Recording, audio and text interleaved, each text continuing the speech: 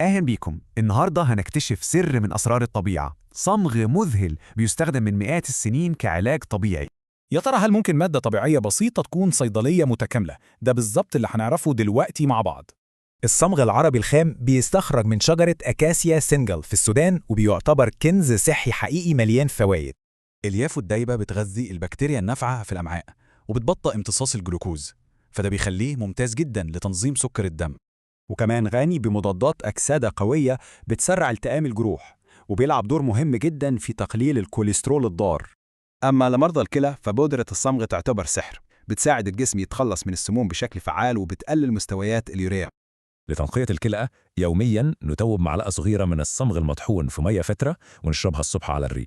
وممكن كمان نضيفه لعصير البرتقال أو الزبادي، أو حتى نعجن بيه عيش الشوفان الصحي بكل سهولة.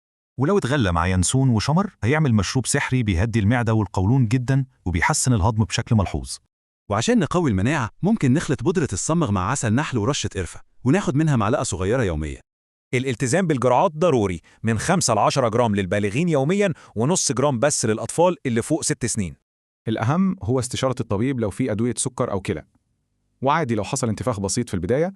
لضمان الجودة اتأكدوا دايما إن الصمغ نقي من ألرجينا شوب. يا ترى الطبيعة مخبية أسرار إيه تاني؟